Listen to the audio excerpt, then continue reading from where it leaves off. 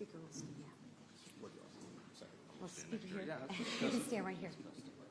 Sam, stand right here. It's fine. I'm just thankful they have air conditioning here. Yeah. You want to do this outside? We can. Holy mastacholi. Get in. You good? Well, good morning, everybody. So good to see you. I want to start by continuing to offer my prayers for the safety and security of our service members and all Americans in the Middle East. God bless them and God bless our troops who are keeping us safe. Now, over the weekend, President Trump delivered peace through strength. Operation Midnight Hammer was not only a historic and successful mission, it was a message to Iran, a message that resonates for years, if not decades to come. Iran will never be allowed to attain a nuclear weapon. And if Iran continues to try to go down this path, prepare to face the full fury and wrath of American firepower. Because of President Trump's decisive action, the world is a safer place. And let me be clear, America is safer, Israel is safer, and our allies are safer. And like President Vance said, we are not at war with Iran. We are at war with Iran's nuclear program. The war against their nuclear program is already paying off. And thank you to President Trump for his decisive action again. Peace through strength is working. Now, switching gears, let me say this. The American people are waiting. They want to know with certainty that their taxes won't increase $5,000 next year. They want to know that violent, illegal immigrants are not in their communities anymore. But they don't have it yet, because unfortunately, they're still waiting for the one big, beautiful act. And each day that goes by is another day that Americans don't have the certainty that they deserve. Whether you're a small business owner, a senior on Social Security, a tipped service worker, or a first responder working overtime to protect our communities, the one big, beautiful bill helps you. Americans should not have to wait any longer. There's no time to waste. Let's get this done. Let's send this bill to President Trump's desk so it can become law. Now, here with me today is a fellow Michigander. He's a real person with a real story, waiting for the one big, beautiful bill to become law. Sam Meador is the President of Engineering and New Product Development at Laser Marketing Technologies in my home district of Carroll, Michigan. There are leaders in laser marketing and engraving technology, and I'll let Sam speak more to this, but they are eagerly awaiting for the immediate expensing for research and development so that they can continue being a leader in innovation right here in the United States of America. And now, without further ado, I will turn it over to my constituent and my friend, Sam. Yeah, I don't need that box. Good morning. I'm not quite that tall, but I don't need that. So just real quick, Lisa has been such a spitfire for us in our district, not just during an election campaign year. She's in our factories, in our offices, year after year, checking on us, seeing what we need in our areas, and we can't appreciate her more. In all honesty, this lady doesn't need to do this, and she's doing it from her heart, and I can't thank her enough for what she's doing personally to really help manufacturing in America. So with that, let me get on track here for y'all, right? So thank you to House Republican leadership, including my Congresswoman, the awesome Chairman, Lisa McClain, for this opportunity to share the reason the big, beautiful bill needs to be signed into law. As the founder of Laser Marketing Technologies over 20 years ago, and as a lifelong resident of Michigan, a manufacturing state, I've seen firsthand the demise of the manufacturing sector in America and good-paying manufacturing jobs. It has slowly been outsourced to other countries that have taken advantage of the U.S. My company is one of the last 2 laser technology companies fully owned and operated in America. We had a third competitor from Ohio that tried to hang on but went bankrupt and was subsequently purchased last year by a foreign entity. Now think about that, right? These are the guys, we're the ones that are in the background supplying a lot for the Department of Defense, other items that are critical to our sovereignty. And this is going to foreign actors that own it. So this is what's happening to America. Our manufacturing IP is being bled off to other countries. That needs to stop now, before we don't have the manufacturing and intellectual property to build what is needed for our military and other vital industries. So with that, the following items in the One Big Beautiful Bill Act that really matter to me and many other small business owners, not just in Michigan, but throughout the U.S., are the permanent increase of the qualified business income deduction to keep our taxes low and competitive on a global scale, not just in the U.S., but we are competing against everybody else. So why is our taxes so much higher than other countries? No tax and overtime was great for my employees. Just imagine if you're in trades, right? You're a trades person and you work an extra 20 hours and you get your check and you look at it. You guys ever go through this? Anybody? Maybe not. But if you're in trades or anything like that, even if you work at a grocery store and you see that overtime, you think you're going to bring that in, and that's half of what you thought it was going to be because somebody else got your money. It didn't go in your pocket and it never will. Let's change that, right? That's part of this big, beautiful bill. That's really, really phenomenal. And that should really resonate with everybody that's actually working with their hands, right? The people that serve you food, everything. Specialty deduction allowance for qualified production property. This will allow us to invest into the future and will immediately allow us to double our manufacturing space. So instead of expensing this across 40 years, I'll be 90 years old by then, right? What's that gonna matter to me? But if I can expense our manufacturing additions and new buildings that we need to build so we can supply the machinery for the U.S., we can do that and immediately write that off. And that means something because that puts it back in and we put it right back into our local economy. What is that saying? High tide rises all boats. That's what this is about, right? We do this. It's not trickle-down economics or whatever, which I have nothing against, but let's think about it, right? If we are putting this money back into the U.S. manufacturing, where tradespeople are building these buildings and then qualified, good paying jobs for workers. So the One Big Beautiful Act encourages American businesses to create new things in the U.S. to get our economy back on track. This bill incentivizes us to create new jobs in the U.S., and we are incentivized to manufacture in the USA. And with this new law, we will continue to do this, but at a much, much faster rate. I'm excited to keep making it in America for America. Thanks. Great job. The One Big Beautiful Bill is a once-in-a-generation opportunity to deliver real-life results to the American people, as you just heard from Sam. From energy producers in Louisiana to police officers in Minnesota, this landmark legislation truly holds promise for every single American. Today's guests are a testament to that.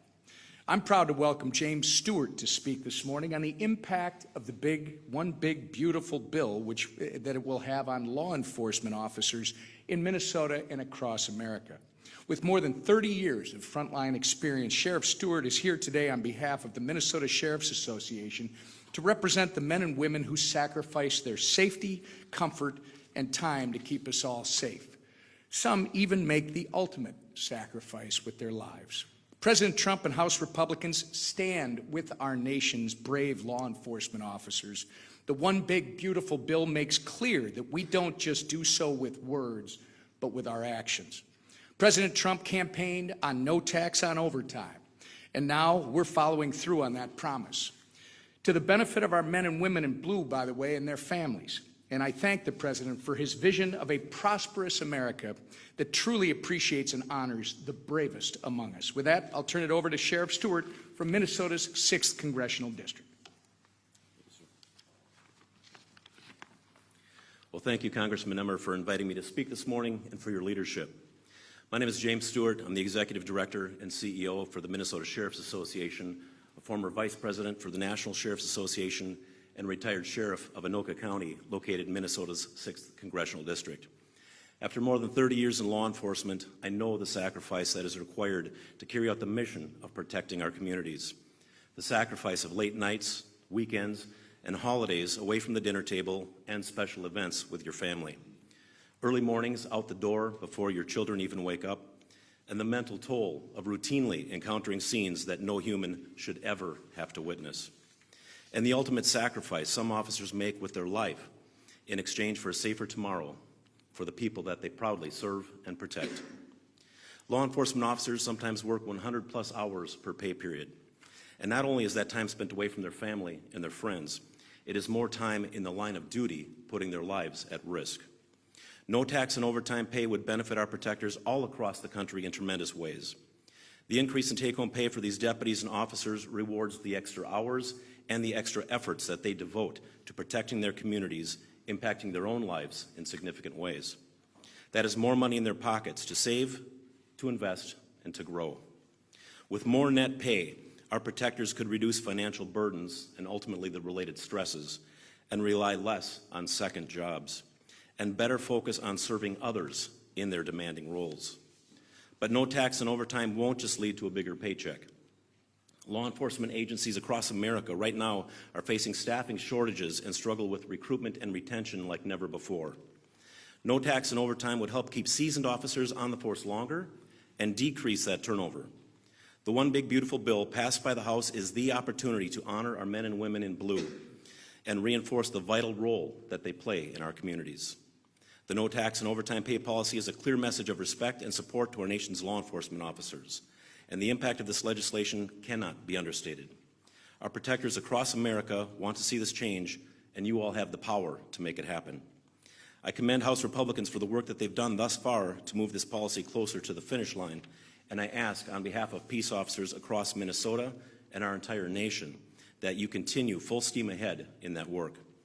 For the moms missing dinner with their families tonight, and for the sons missing their birthdays for their families this weekend, and for the men and women in blue putting their lives on the line day after day and hour after hour, let's make this happen.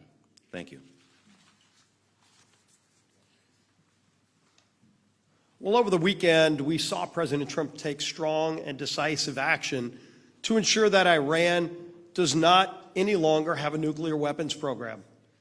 Not only did the president work with our allies in the region, of course, working very closely with Israel, but the president defended America. Again, let's not forget, the Ayatollah and many others in his leadership structure have been chanting death to America for years as they tried to get a nuclear weapon under previous presidents who let this build and build for decades, and the world knew one day it had to be confronted. But the president didn't just take that strong and decisive action under the War Powers Resolution. In compliance with that law, he notified Congress within 48 hours of the actions that were taken. And hopefully that's as far as it's going to go. The president announced yesterday that there is now a ceasefire. Again, peace through strength, they're not just words. They have to be actions that a president of the United States who's strong and bold and decisive is willing to take those steps to keep America safe. And I think most people in the civilized world know that a nuclear-armed Iran is not just bad for America, but it's bad for other countries all around the world. Now, we've got another busy week here in Washington. Today, we're going to be debating the resolution to condemn the political violence in Minnesota.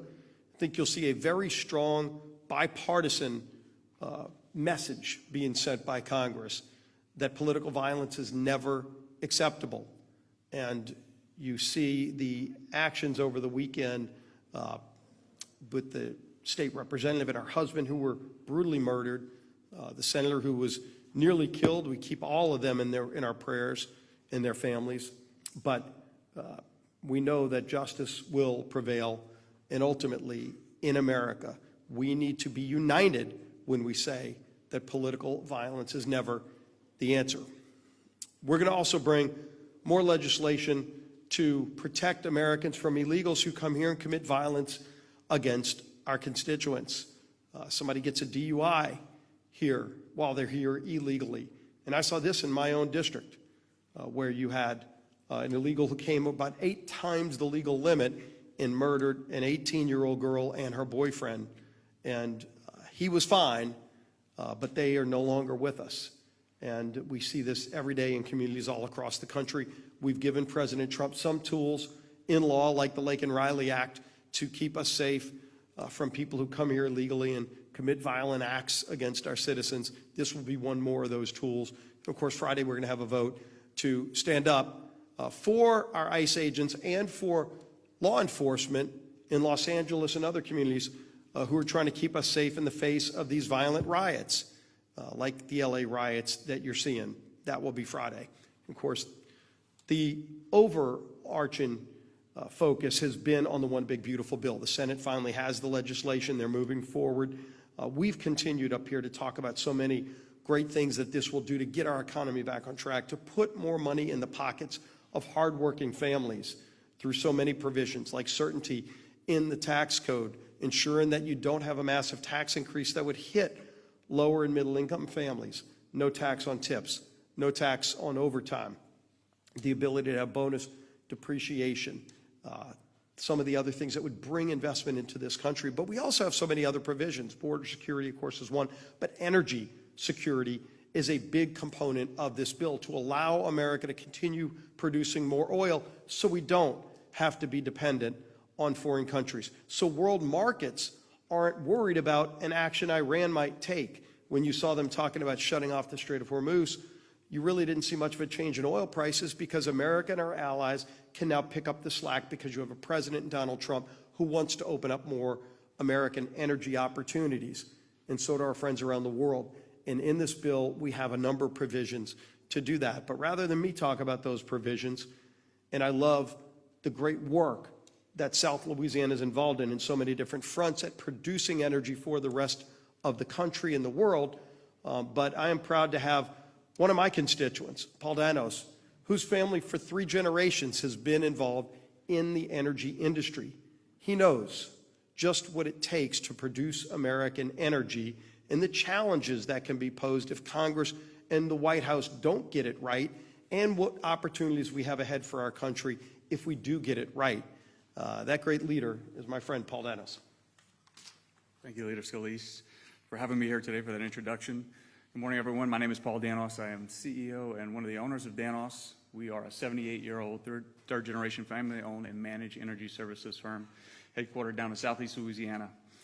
We provide frontline workforce that enable companies to explore, produce, and develop the energy in the Gulf of America. I'm honored to share with you the positive impact that this bill will have on family-run businesses in our areas and our employees around the country, and how critical this bill is for American energy dominance. I'm honored to represent so many hardworking people that provide safe, reliable, and affordable energy to our country.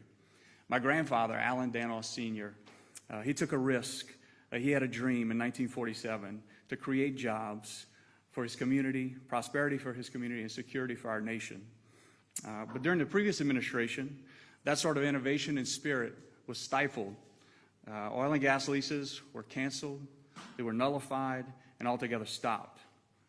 This bill is a lifeline for American energy and restores the kind of predictability that businesses like ours need to invest and to grow. Predictability keeps capital flowing, and when capital flows, companies like Danos can invest in equipment and jobs and people and technology at home. You see, offshore projects take years to build. They're multi-billion-dollar investments, and without clarity and consistency with lease sales, businesses can't make the long-term investment decisions that are needed to grow their workforce and acquire equipment. So when lease sales stall or disappear, that doesn't just cause a pause in our business. Those opportunities can vanish. So when that happens, good paying jobs across the Gulf Coast and really around the country, because the supply chain throughout the country supports our energy in the Gulf of America. And that American energy and security is jeopardized. So this bill will help to restore American energy dominance. It'll make everyday goods less expensive, and it'll create jobs to secure America's energy future. And we know that energy security is national security. The more energy we can produce at home, the more that we can help our allies abroad to make sure that they aren't relying on hostile nations to get their energy. The Gulf of America is critical to America's energy economy and security. When Congress gets energy policy right, companies like Danos can do what we do best, deliver safe, reliable, affordable American energy. So I want to thank the Congress and President Trump for making good energy policy a priority in this legislation. Now I'll turn it over to Tony McAllister. Paul, I know you're the CEO, but I get to control the podium. All right, no, that's okay. No, it's so great. What a great collection of Americans here. We wanted to come this morning. I have a lot of updates for you, and I'll get to it in a moment, but I want to continue with this theme real quick because the big, beautiful bill is so important, literally to every sector of the U.S. economy. And we could have chosen, constituents of ours from any sector in the economy, but it occurs to me we chose just the letter L as our theme today, okay? You heard about lasers and law enforcement and liquefied natural gas. And now we're going to go to logging because I brought Tony McAllister here, and she is a small business owner. She's going to talk to you about what it would mean to them. She's also a mother, and she's the wife of one of our greatest sheriffs in the state of Louisiana. They hail from Wynn Parish. The sheriff's standing in the back. He's the big guy with the badge. You can't miss him. But I'm so grateful that Tony is here with us. Now I'll turn it over to you. How about that? All right. Thank you, Mr. Speaker, for having me today. So my name is Tony McAllister. I'm a proud resident of rural Louisiana in the 4th Congressional District. I am a Louisiana logger. I'm a mom, I'm a wife of a Louisiana sheriff, and as a logger for years, small businesses like ours, with our team of 30 hardworking employees, have carried the weight of this governmental system that often seems to grow on the backs of small businesses and middle-class families like mine. It's been tough, it's been challenging to compete and to grow and to simply get a fair chance to thrive right here in the U.S. But today I'm filled with gratitude.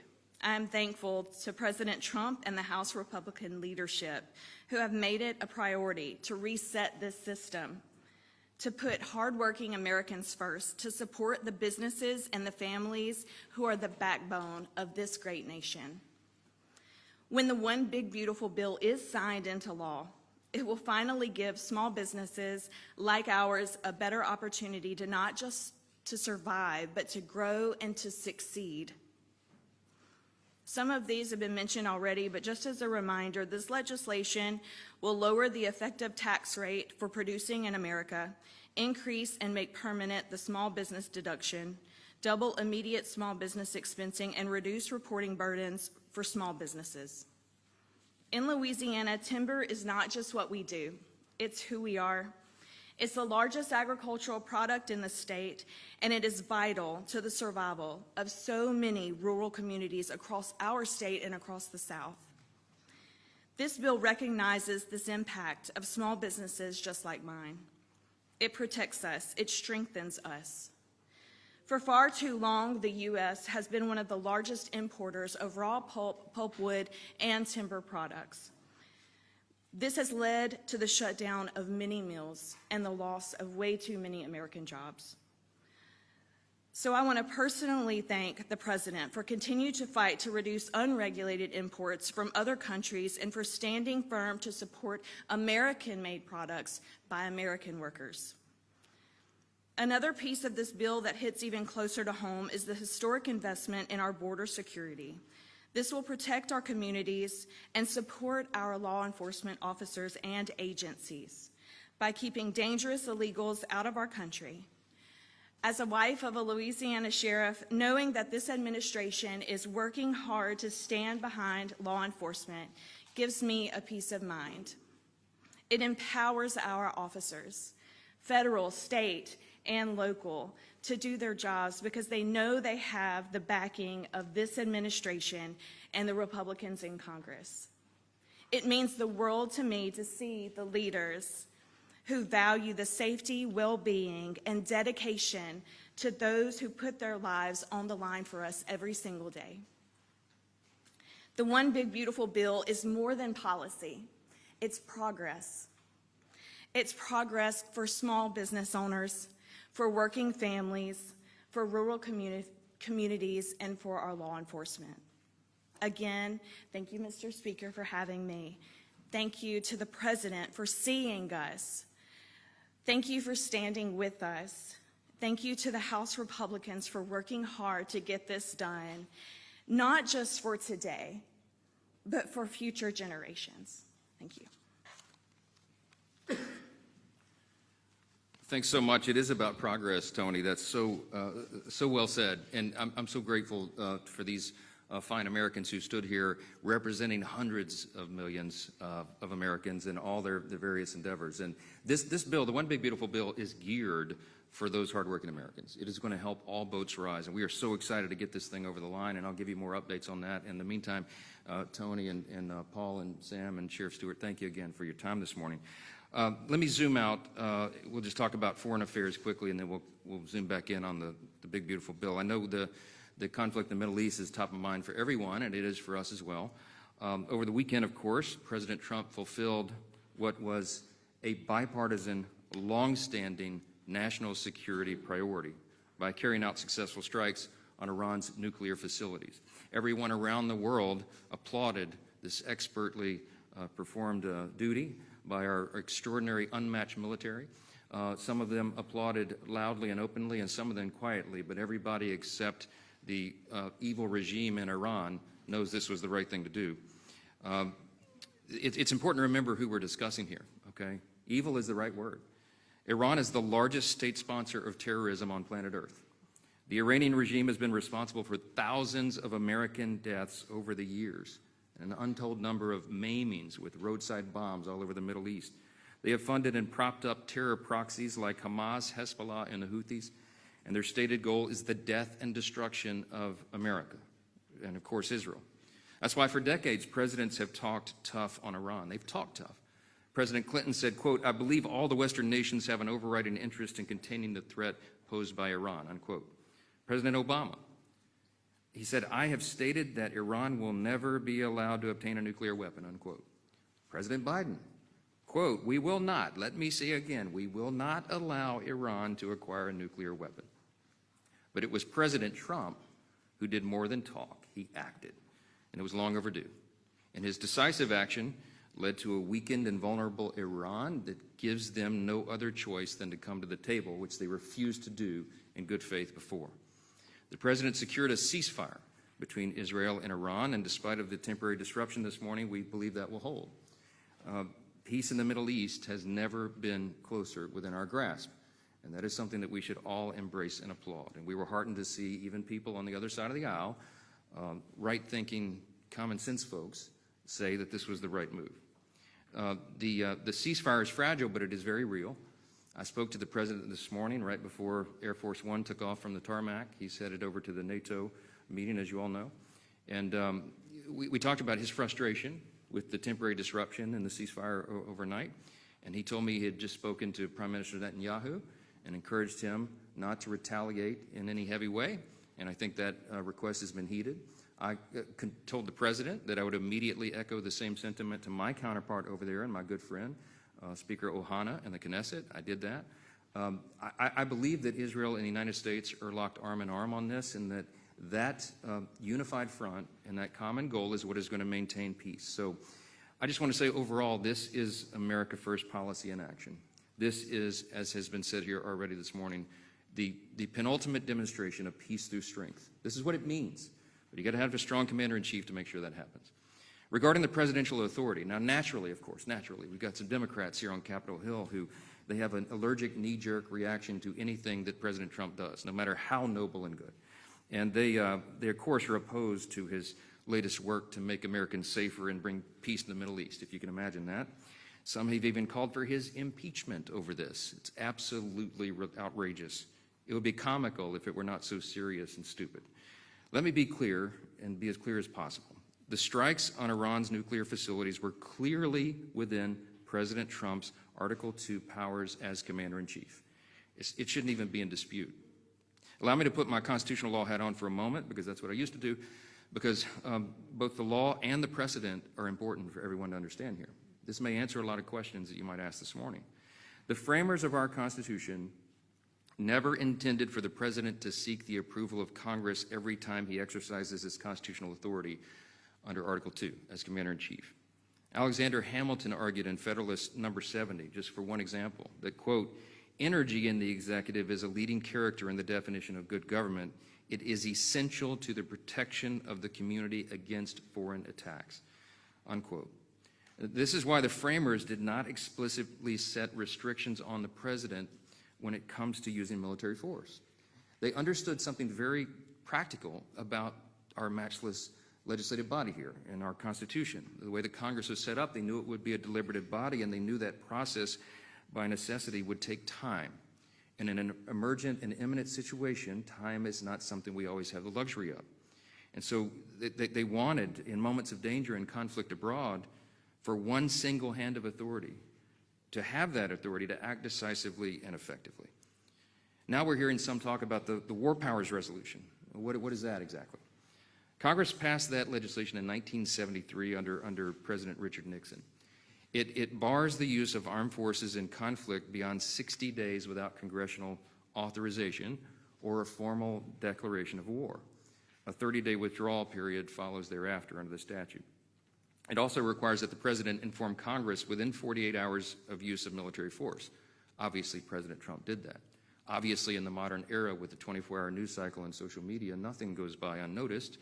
This might have made some sense in 1973, but I'm not even sure it was constitutional, and I'll tell you about that as well.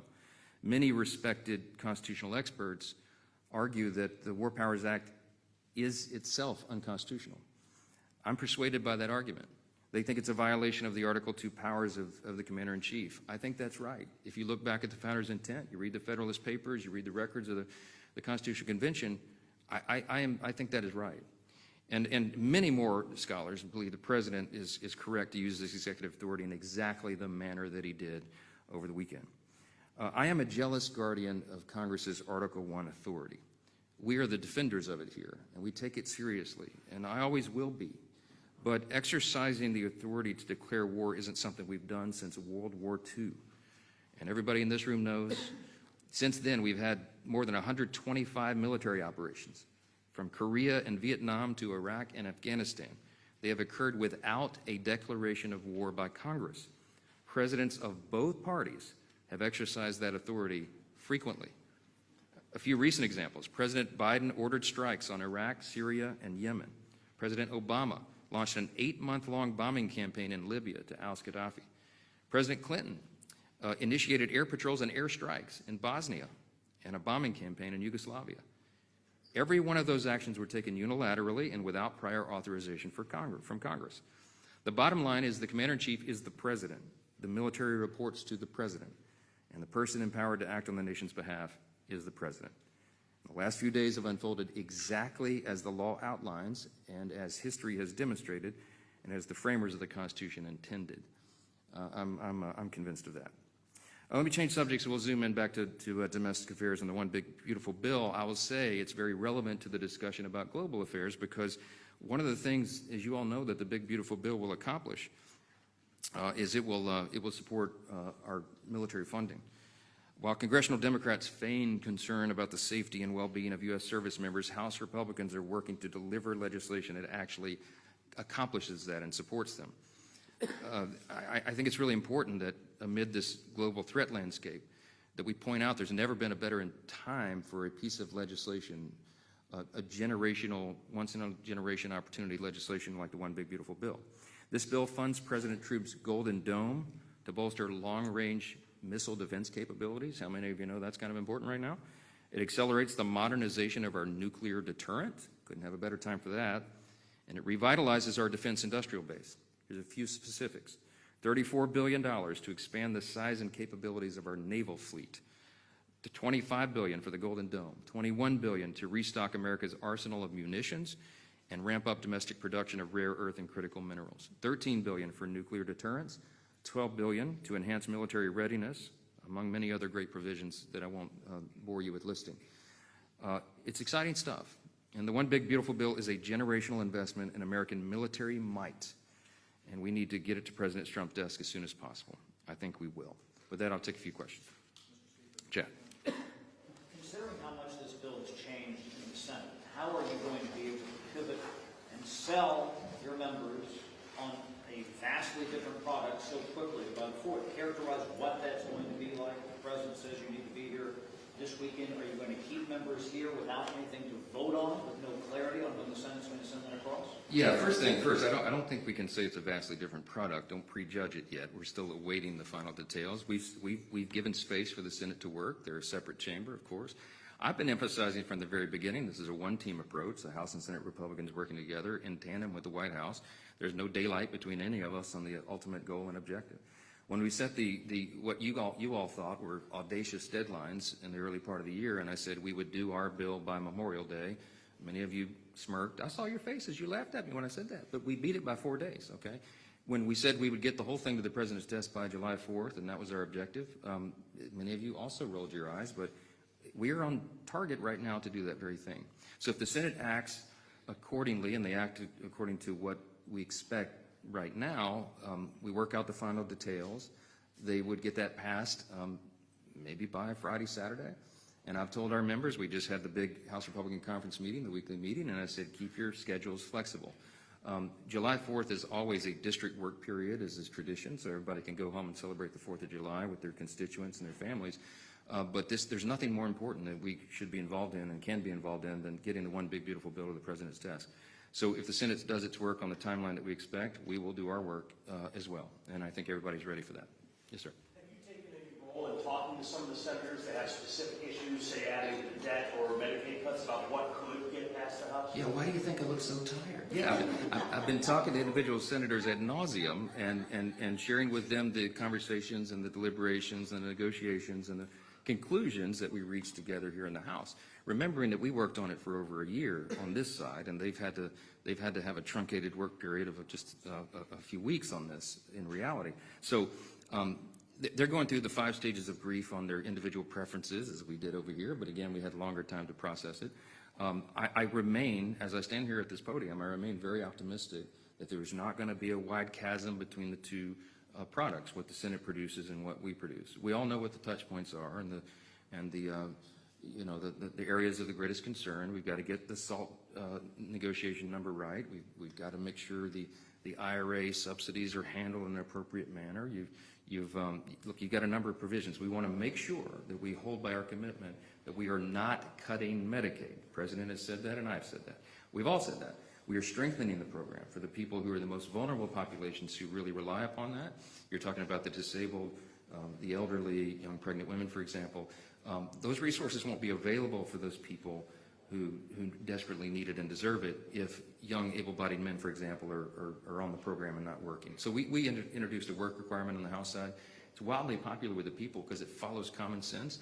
If you're going to be on the public wagon and you're able, you should try to help pull it. And all we did was put in there, as you all know, a 20-hour work requirement per week, 20 hours. You guys work 80 hours, I'm sure, right? Give me a break. And they're complaining about that. You either have to be working, you have to be looking for a job in a job training program, or volunteering in your community. For heaven's sakes, do something constructive. That is something that everybody nods their head in agreement at a town hall and says, yes, do that. Why didn't we do it already, right? So what we've done is strengthen the program. I hope and believe, I pray, that the Senate will follow that same theme and not do anything that we couldn't pass on the other side over here. Last question. Second. So I want to ask you about, so you mentioned a couple of things as far as the ceasefire goes. You said that you believe it's fragile. You also mentioned your opposition to the War Powers Act. I want to ask you, if the ceasefire isn't able to hold, do you think that you will take action to address concerns on the other side that Trump was unconstitutional in his actions, or perhaps think about repealing or altering the War Powers Act? It's a lot there. Look, the reason that the ceasefire is fragile is because you have Iran as one of the parties, and they have demonstrated for us over the decades that they are not to be trusted. You know, Ronald Reagan said, "Trust but verify." We're now in a posture where we verify and then trust. Okay, and that's where we are. They have not been truthful over the years. They have not been reliable for their word, and they have in so many ways, they've been a very irrational actor on the world stage. So it's fragile just because of the parties involved.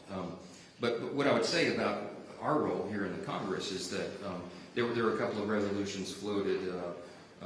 One of our Republican colleagues, Thomas Massey, has got over 50 Democrats who had signed on to his War Powers Act resolution he wanted to bring to the floor. They were filing those resolutions as privilege resolutions, which means they must be heard within a certain number of days, 15 days of legislative business. And I don't have the power to stop a privilege resolution.